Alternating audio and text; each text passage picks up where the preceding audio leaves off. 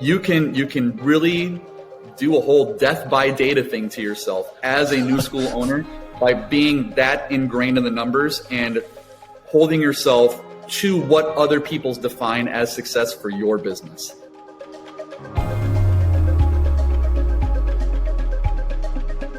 Hey, welcome back to the 7-Figure Music School podcast. I'm Daniel, this is Nate. In this episode, we have a returning guest of the show, Brian King from Rock U Music School in Minnesota. So Brian came on the show way back in episode 19, and we talked about how his background as a marketer helped him grow his school from just 30 students to, at the time, about 130 students. And I really enjoyed chatting with Brian because his background as a marketer, we ended up having kind of a nerdy, geeky talk about marketing and some of the things he'd learned in his first year having Rock U open. Well, I followed up with Brian and have stayed in touch with Brian. And today we're going to examine the school in even more depth, and we're going to try a new format called 5 for 5. So we have 5 questions we want to ask Brian. We're going to spend roughly, maybe, 5 minutes on each question. So we're crossing our fingers because we all know that we like to talk around here. So, Brian, are you ready to go 5 for 5? Let's go. I'm excited for this, guys. So the very first question, what are you most proud of as a school owner? Something that you guys do really, really, really well at your school? That's an awesome question. And, you know, when I was thinking about this, the one thing that just really popped in my head right away is the fact that prior to the school opening, you know, in my career as a marketer, as we talked about before, you know, one thing that I know is really crucial to any business, especially a brand new business, is honing in on who you are. What's your value proposition? What's your brand identity? And what is your culture going to be like? And so, you know, prior to us opening, that is where I spent, honestly, the majority of my time is figuring out, okay, who is Rock U? What do I want this business to be? What is that value proposition? What's going to set us apart from the other music schools that have been around here forever, the conservatories, the private teachers that have been teaching for 30 years, the big box retailers that offer lessons, you know, the franchises, things like that. What's going to make someone choose Rock U over them? And so I spent a lot of time figuring out what that is. What is that unique value proposition? And really, you know, I came up with a mission statement, a vision statement, and then a couple taglines, things like that. And really what it centered around is the theme of we are very community driven. Music should be accessible to everyone, regardless of age or skill level, and it should be fun. And as long as we're accomplishing those 3 things, the identity of Rock U is what I want it to be. And we're coming up on having been open for almost 2 years. Our 2-year anniversary will be in June. And I am incredibly proud of the fact that we have 100% stayed true to that mission and vision that I set out when we first opened. And kind of when I visualize what Rock U is going to be after 1 year, 3 years, 5 years, 10 years, we're sticking with it. And it's working. And I attribute a lot of the success to the fact that we have stuck to that. And the other big thing I think that's really important too about saying that we're community driven, music's fun, it should be accessible, is that it's not just lip service. We're very authentic about it. When someone walks in the door, the customer experience that they get from myself, from our front desk person, a manager, a teacher, everything is done through that lens of the mission and vision statement of that authenticity and making sure that we are establishing ourselves as a community. And I think that all that comes from the top down. You know, that comes from myself as the owner, making sure that I exhibit those behaviors in every interaction I've got with every student, every parent, every teacher. Because once teachers see that, they're like, oh, that's what we're supposed to be like. It's not just a thing that they say, it's actually who they are and it's ingrained in them. And the proof in that, I think, is in the fact that, you know, several teachers that we've hired have come from other schools who off the cuff just say, hey, you know, Brian, like when you said you wanted to establish a community of musicians and teachers, every school says that, but you're the first school that actually does it. You're authentic about it. And I've had several teachers unprompted tell me that. And I think that's so cool. And I mean, you know, just last week, I've got several bluegrass musicians who teach here who are in on Tuesday nights. And, you know, in between lessons, they'll come out with instruments and start doing like a hootenanny in the lobby, and they'll hand an instrument to a parent and say, hey, pluck this one string, and then you're jamming with us. That's not something I told them to do. It's something I found out from parents who said, hey, Brian, it's really cool that you had this idea to have these jam sessions in the lobby. I'm like, that wasn't me. That was my teachers knowing that they have the autonomy and the freedom to do that because we've established that's who we are as a school. So that's that I am most proud of, is that we're very authentic with it, and people pick up on that. We've got a vibe here, and people know that they get that vibe the second they walk in the door. What exactly are you doing to exhibit this authenticity yourself as an owner? That's a great question. And dude, honestly, it's hard to put my finger on it, but truly I think what it is that I am just myself around my teachers. You know, being in the corporate world for so long, I can guarantee you someone who steps into the office every day, they are not their true authentic self when they sit down at their desk in corporate America. You can't be. You can't be your weird, awkward, authentic self in that kind of environment. Whereas here, you can be. And I want to be. I want every person who walks in, I want all my teachers to be themselves and not feel like they have to be a different version of themselves. Nice. Love it. Okay, 5 for 5 question 2. What's one challenge you're experiencing right now in your business? This one's kind of, it's like a fun challenge, and this is one of those things that I didn't think we'd be worrying about at this point, but we are, and that is actually capacity. So what's been really interesting is, you know, we've seen a lot of growth here at RockU in our first 20 months.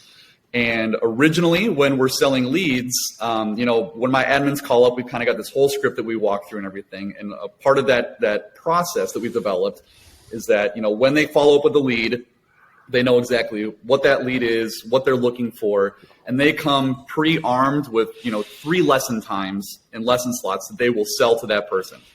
And 99% of the time, the first 2 lesson slots fit and work for that lead. But now we're at that point where we have like 1 or 2 lesson slots available given our physical capacity and our teacher capacity.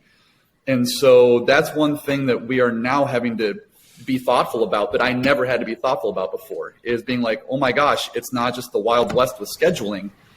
Now we've got to think about this. So that's one, it's been an interesting challenge because all of our teachers are 1099s. So I can't tell them when they're in, they tell me when they're in. So it's working around their schedules and figuring out, okay, if I've got a teacher who's in on Mondays from 5 to 8, now I've still got, you know, peak hours for us, as I'm sure they are for you, Nate, are 3 to 8, essentially. Totally. So if I've got a teacher who can only be here between 5 and 8, now I've got that 3 to 5 gap that I've got to figure out what to do with. And then do I hire another teacher? Do I see if there's another teacher who might be willing to extend their availability? But I can't tell them to do that because they're 1099s, they're not W-2s. And so really that's been a very interesting jigsaw puzzle and a Tetris game to now have to like print off the schedule, look at the gaps and plug and play and do all of the switching things around and kind of figure out what that process is like. Because that's not something that we've ever had to worry about before because we had all the space in the world and all the time in the world, which now we don't anymore. Yeah. Do you have a long-term way that you think is the solution for that? Because obviously the printing things out and doing the jigsaw puzzling, that's the short-term solution. Is there a long-term solution that you're working towards? Yeah, so that is what we're working on right now, is figuring out what that long-term solution is going to be. And initially, the way I'm looking at it is that we will have to have basically an assigned teacher to a room for a certain period of time, and then hire accordingly to make sure that from those peak hours, 3 o'clock to 8 o'clock, I have coverage for each and every room to make sure that we are operating at max capacity, which is not something we had done before. So it's really the way we're going about it right now is I am now coming up with what I want that schedule to look like. And then over the summer, when everyone's schedules get blown up, students are rearranging schedules, teachers are rearranging schedules, we will then say, okay, by September, when fall enrollments kind of start peaking up again, this is what the schedule needs to look like to start fitting that model that we've got for max capacity going forward. So I'm going to plus one on your idea, like spend alone time with your forecast and ideally create a forecast that's 3 years out. Yeah. So what's the inventory need to be healthy financially in fall of 2024, this fall? What's the inventory? What could it look like the following fall? And if you're just like, if you got an extra hour and another cup of coffee, do the next fall, And then the next piece I would say is I would double check your reasoning on hiring and when you hire. I think you have a real opportunity to hire now for the fall by providing some sort of carrot in the intermediate time. That's the only other thing I would say is just like spend a little more time contemplating your hiring, your seasons of hiring, and ask yourself if you're, are you getting a little bit, are you making too many assumptions currently because you're 2 years into the journey? And then number two, are there any places where you're a little bit lazy because you're just like, man, this is a hard problem, so I'm just going to give myself more time to work on it, when in actuality, you just need like a 3-hour block of think time. That's it. Nice. That's a great challenge, and I'm glad you're addressing it now at 2 years in. All right. 5 for 5, question 3. Brian, it was actually about 1 year ago that your podcast episode aired, so this is a perfect question for you. What's one lesson you've learned in the last year since episode 19? Nice. Just one. Oh, man. Maybe the biggest lesson. Biggest lesson, honestly, Daniel. I think the biggest thing I've learned has been to trust my gut, because at the end of the day, I actually kind of do know what I'm doing. As a new entrepreneur, a new small business owner, the first 6 months is just like, oh my gosh, I took this giant risk. Is this thing actually going to work? And you're constantly in your head. I mean, I spent every hour, every day fighting imposter syndrome while sitting here doing business, answering questions, being like, I'm making this up as I go. I don't know the answer to this. I mean, it's one of those interesting things that I've been able to kind of reassess all of that over the last year and look at the growth of business. Look at the fact that we are establishing ourselves in the community, talking to teachers, talking to parents, talking to students, being like, kind of what I addressed the first, during that first question is saying, okay, when I had an idea for what I wanted Rock U to be, I knew what I wanted it to be like. But the fact that we are now almost 2 years into it and we are what I wanted it to be like, the vision that I had set out, we've gotten there, is a testament to the fact that I have now run this business in a way that is effective, that is working, that when those questions come up that I didn't know the answer to, then I was making it up, actually kind of did know the answer, because I have been in this business now for a little while. And because I had that vision and that identity for what I wanted Rock U to be, I was able to answer those questions in a way that could fit that vision without really knowing it.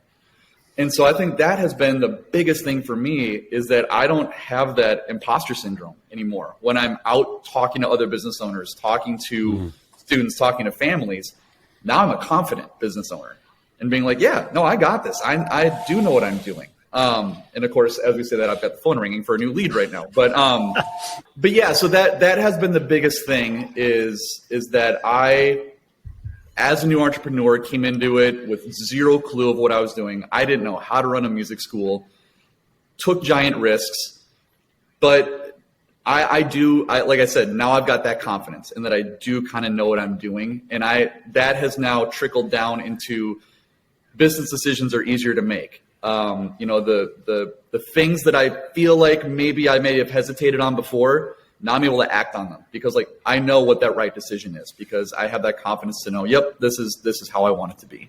Who do you surround yourself with currently that is of a similar business mindset that gives you the ongoing confidence?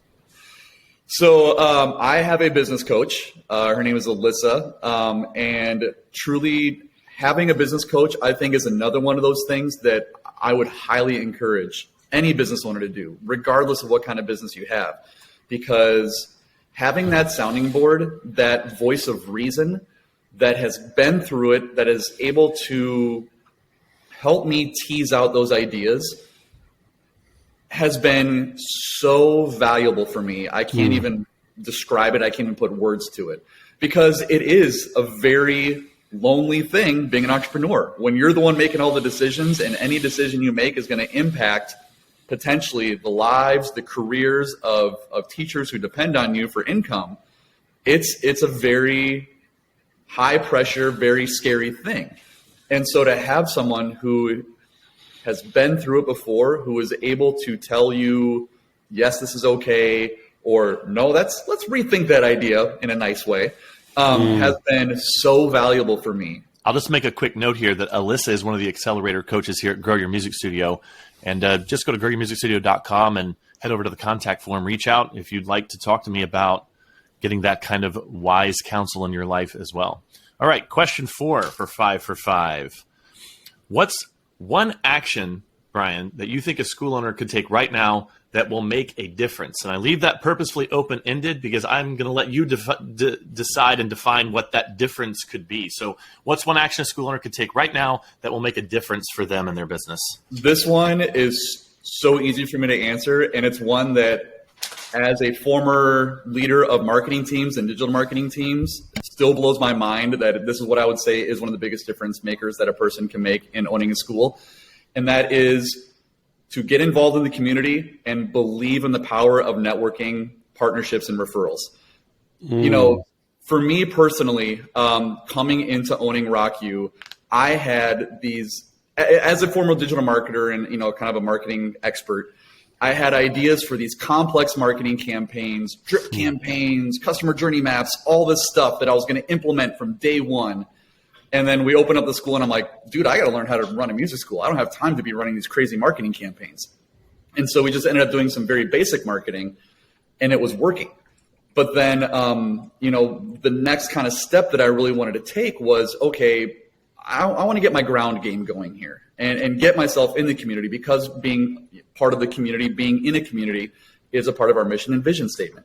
And so I got involved in the Chamber of Commerce. I, went around, introduced myself to new businesses, established partnerships with kind of similar businesses with similar clientele. Went to all the, ribbon cutting events and community fairs, set up our booths at the business expos, things like that, and just got to meet everybody, other small business owners, but then also meet parents and things like that. And it has been by far the most effective lead generation channel that we have here at RockU. And that is so counterintuitive to what I know in over a decade in marketing and digital marketing. It is completely wild. And you guys are numbers nerds like me. And so it was also ingrained in me, hey, if you've got a marketing campaign, you got to test and learn, because you've got to prove your results to the higher ups and show whether this is working or not working. So I ran a test. So in January and February of 2021, when we were first open and I was running marketing campaigns, we were spending about $1,000 a month in digital ads. So Google ads, Facebook ads, things like that. I think 80% of that was in Google ads, 20% in Facebook. And then 2021, my goal was to get that ground game going, get involved in the community, get out there, shake hands, do all that good stuff. So I wanted to see kind of how that was going. So in January and February of this year, in 2023, I ran $0 in marketing and advertising. I spent nothing on marketing and advertising. And I wanted to compare January, February this year to January, February last year, when I was spending $1,000 a month, as opposed to now when we've got a year's worth of ground game going, and what were those results like? And the proof is in the pudding. So we had a 16% increase in the total number of leads we brought in those 2 months, but then a 63% increase in the number of leads closed, which means that not only were we getting more leads because we were so ingrained in the community, but we're getting better qualified leads. People who are willing to want to sign up because they're a referral from, a kid on the soccer team. They saw a brochure of ours at the place where they get their kids' haircut. It was just fascinating to me to know that, oh my gosh, because of the fact that I put so much work into establishing ourselves in the community, that if we don't want to spend money on marketing or advertising for a month or two, we don't have to. We will still get leads, and we'll actually get more leads and better leads. Not to say we're not going to be running marketing campaigns, which we will, but I just want to run that test, and the proof was there. It was completely fascinating to me. I guess, Brian, the follow-up question I want to ask you is how you talked about measurement. How can you directly measure the handshake at this community event and then be certain that is the thing that is causing this other thing? Like, what gives you the confidence that is what's making the difference? The reason is our lead gen process has gotten more defined. So whenever we close a lead, we ask the question, how'd you hear about us? That has now shifted from I Googled music lessons near me to, like I said, a kid on my soccer team goes to take lessons there. And I was talking to a mom, and that's how we found out about you. Or, hey, I saw your poster up at the coffee shop. So where the majority of the leads we close are now saying those things, as opposed to the we Googled you, or I found you on Facebook. Okay. Are you doing anything then to stimulate those referrals, like the soccer team kid who brings the friend? Is there anything specific you're doing to make that happen more often? Yeah. So part of the customer journey of a student walking in the door at RockU, it's funny, I have a stack of them right here. After their first, when they sign up, they get a series of emails, a nurture campaign, all that stuff. They also get a postcard in the mail from us, a thank you with a referral bonus where, hey, you refer a friend, you get $20 off your next lesson at RockU. I almost have to remind people that we have that because they're just so excited to tell people about us, where we'll have plenty of leads that end up telling us, I enrolled in lessons because of Jimmy who takes lessons over here. And I'm like, well, Jimmy's mom never told me that he told you. So I'm just going to go ahead and give them $20 off their next month lessons because that's a referral. Then I tell Jimmy's mom, she's really excited about the fact that she's going to get $20 off that month. And then she's willing to keep doing it. It's just a kind of a cascading effect. I don't know. It works. It's working well for us. The funny thing is, Daniel, is that it's nothing complex. These are all just basic things that we do. Your choice to go snail mail with a card follow-up, of course, that's been something that's like built into your CRM automated system, and you everybody's listened to the podcast or the webinar from probably in your marketing life. Actually, it was the last time you really visited that idea. But the truth is nobody's actually doing it. And we live in a time right now where that card coming in the mail is, I'm going to argue, 10x more powerful than it was 20 years ago. So I'm just plus oneing that idea, and it's something that BMF is implementing right now as well. So, Daniel, Nate, to piggyback off that too, I think also people aren't going out, like small business owners like us aren't also networking. I think that's one thing that people are missing out on. That was something that, again, was ingrained to me in the corporate world. Network. That's not something that I see a lot or hear a lot. Especially in our industry, in our space. It's very interesting. I actually see a bit of a hesitancy with other music school owners in my area to network with me. And I don't understand what it is or why it is. I don't know if it's a fear of competition, anything like that. But it's been pretty interesting, especially when we first opened. I reached out to a lot of music schools around here because I just wanted to grab coffee and talk to them and figure out what am I getting myself into. And I think I must have reached out to about 20 school owners. Yeah. One agreed to meet with me. Question 5, Brian. What's one thing you've done for yourself personally in the past year that has brought you more joy as an owner? This is the easiest question to answer. And it's without trying to get too like Tony Robbins, Brendon Bouchard on you, but it has been to allow myself to redefine what success is for me.